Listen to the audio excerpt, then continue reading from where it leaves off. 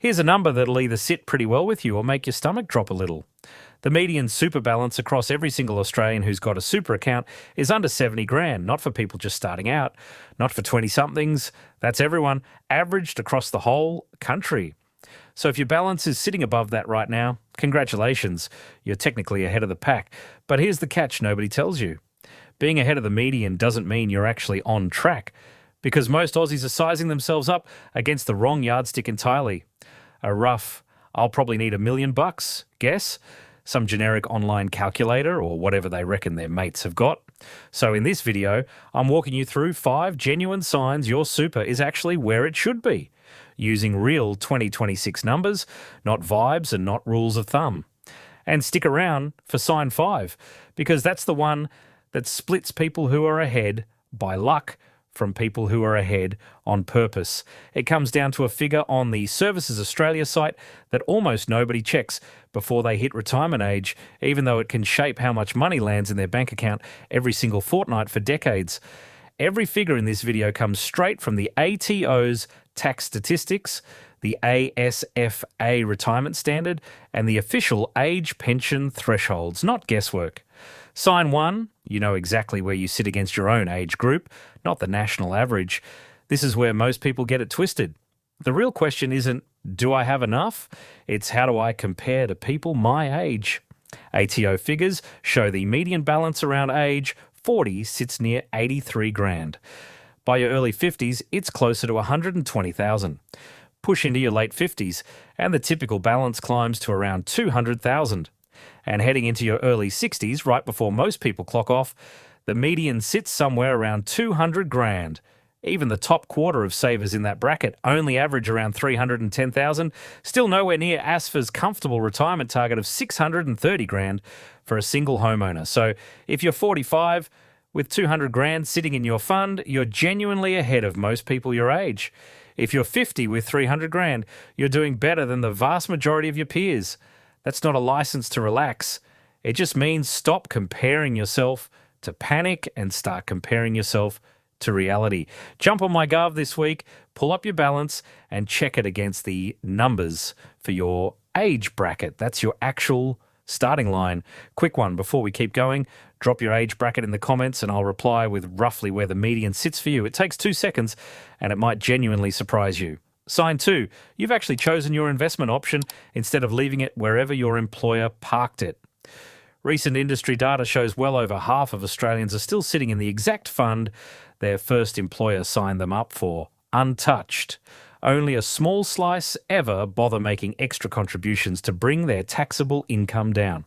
So if you've gone in and actually reviewed your investment option, your fees, and your contribution strategy, you're already in a genuine minority. And this decision matters more than people think. A growth option averaging around 7.5% a year against a conservative option averaging 5.5% on a 100 grand balance over 25 years is roughly the difference between ending up with 600 grand and ending up with under 400. That's a gap of well over $200,000 purely from one setting inside your account. Now, growth isn't automatically the right call for everyone. Being too conservative in your 30s can quietly cost you decades of compounding. Being too aggressive in your early 60s can leave you exposed right when you can least afford a bad run.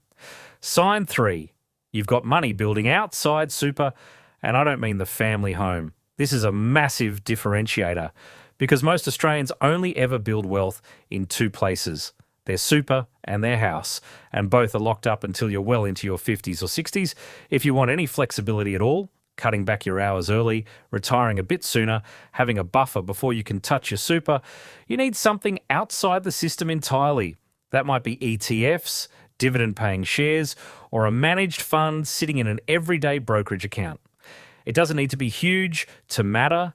The point isn't the dollar figure, it's that it changes what options you actually have. Most people never build this bridge at all. Sign 4, you actually understand how to draw your money down without blowing through it too fast. Building the pile is only half the job. If you pull from it the wrong way, you can still end up in strife. The 4% rule remains the most stress-tested withdrawal guide in retirement planning. Draw down 4% a year from a $500,000 balance and you're looking at roughly 20 grand annually. Push that to 7% and it feels flush early on. But your risk of running dry climbs fast, especially if markets have a rough patch right when you start withdrawing. That's sequence risk, and a bad few years early on can do damage that's hard to undo. One solid defence is keeping 2 to 3 years of expenses in cash, so you're never forced to sell growth assets during a downturn. Simple gut check. Take your projected balance at retirement and divide it by 25. That's roughly your sustainable annual income. Then be honest with yourself about whether that actually funds the life you want.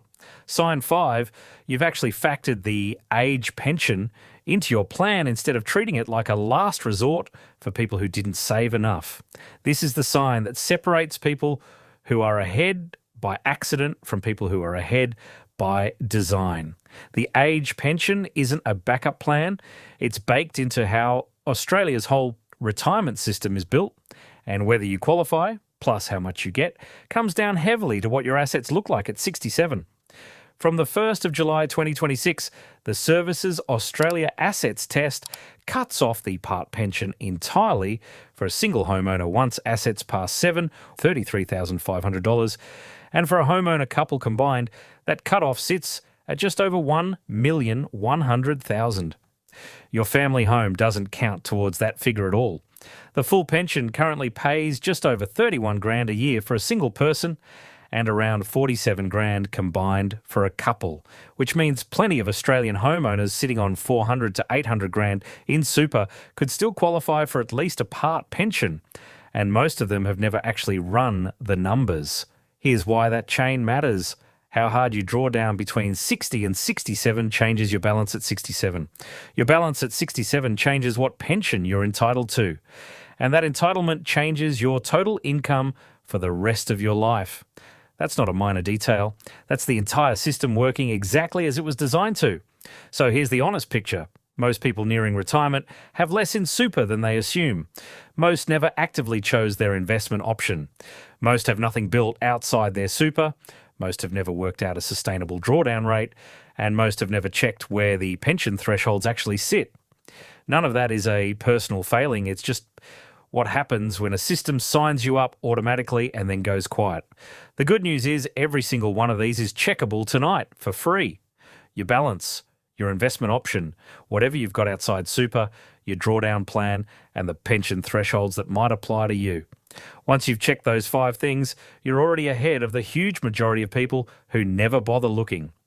Jump on the ATO's super comparison tool this week, and if your fund's been lagging on long-term returns after fees, now you've got a solid reason to shop around. So let's bring it back to where we started.